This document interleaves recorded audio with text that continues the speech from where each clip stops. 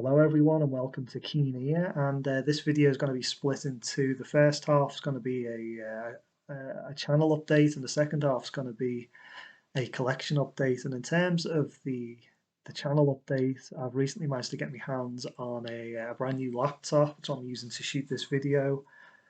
Prior to this video I've been using this thing. This is a 3-year-old budget smartphone, which was far from ideal for making these videos. So hopefully from this point on, in terms of your side of things, you're going to get better picture quality and audio quality and that sort of type of thing. At least I hope so.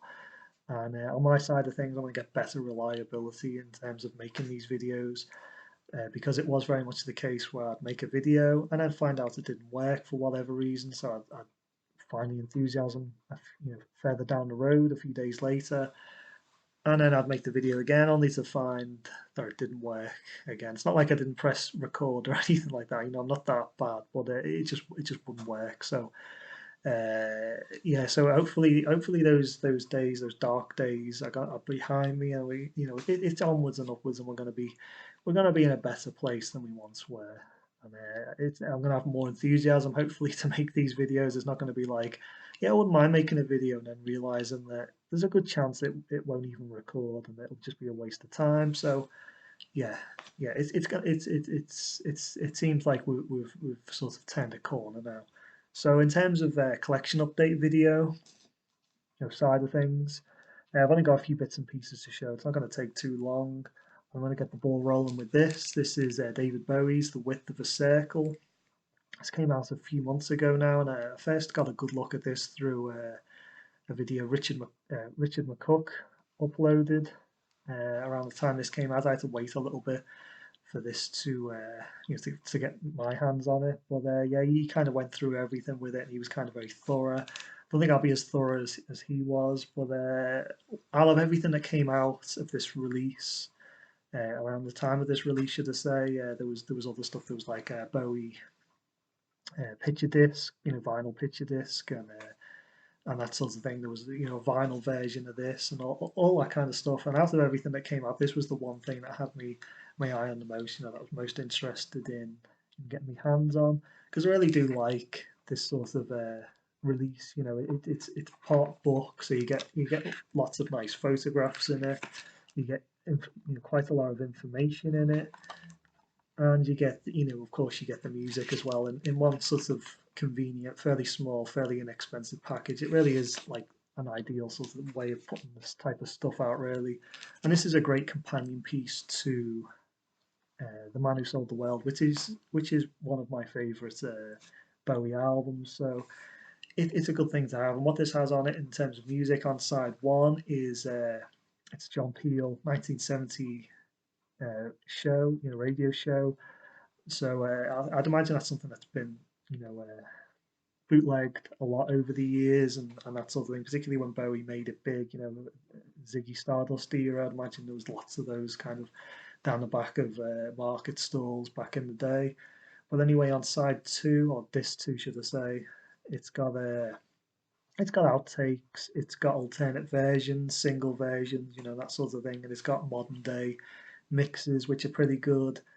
And I think this is definitely digging deep of this particular area, era, this sort of 1970, what David was up to at this time, what his material he was mostly performing and that sort of thing. There's a lot of stuff, of course, from the Man Who Sold the World. There's also stuff from the Space Oddity sort of era, of course, and the stuff prior to that as well.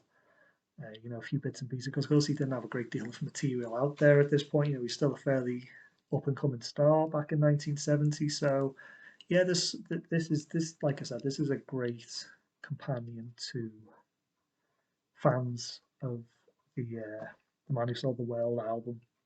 Although I wouldn't say it was anything kind of more than that. I think if you're trying to get into Bowie, just kind of stick to the main albums, really, and then if you like them enough, you might want to check this out. But yeah, it's something more for I'd say more for the dedicated fan than I would say for the the more casual, newcomers to David Bowie. But yeah, if you are a dedicated fan to the man who sold the world, that's definitely something you want to check out. Move on now to something that's a bit of fun, really. It's David Bowie Hunky Dory 500-piece jigsaw puzzle. I got this kind of recently, and yeah, I kind of look forward to putting it together. Really, it's be a bit of fun. I might include that in the video, see what it looks like. I imagine it's pretty big, 500 pieces. Depends how big the pieces are. I suppose I should maybe should have opened it before making this video, but I didn't. So we'll move on now to some vinyl. Just a couple of records really. I picked up recently at Chester. This is Jimi Hendrix, The Cry of Love. It's a Hendrix record I've kind of had my eye on for quite a while, and I've sort of came very close numerous times to picking this up, and then for whatever reason I never did. I think that the idea of it being like released after he died kind of always put me off. Maybe I thought that it was going to be just Jimi Hendrix jamming in the studio, and it wasn't stuff that was intended to be actual, stuff that was going to end up on an actual album. But it's not. It is a Jimi Hendrix album, and it does have, it doesn't feel like it was just leftover material or anything like that, or just ramshackled together material from odds and ends and that kind of thing. It does feel like a proper Hendrix record. And yeah, I'm glad I kind of finally got my hands on it. I was going to try and get hold of the modern day reissue, which apparently sounds pretty damn good. It's an all analog release. It comes kind of highly recommended, but in the end, I just went for this. I think it's a 1980s press. It does have on the back. It's definitely not a first press, but it does have on the back a limited edition box set. I think I remember seeing that was mentioned as being a 1980s, probably from sometime in the early 80s, something like that. But it's a nice record. I really do like it, and it's a decent copy. So yeah, I might do a Hendrix, ranking video. It'd be pretty short, of course, because he doesn't have a great deal of albums. But yeah, something I might think about doing now because I finally got my hands on that. And speaking of ranking videos, I was planning on getting my hands on all the Rolling Stones albums to do a ranking video for them. I've done one of just the 60s, but doing one of everything. One of the records I was missing was this. It's Undercover. Kind of finally got my hands on this album, and it's complete. And I can kind of see why I've never really bothered with this album any time early, prior to this, because it's not a great Stones record. But I've got my hands on it at last, so that'll kind of do for this video, I think. Thanks for watching, everyone, and goodbye.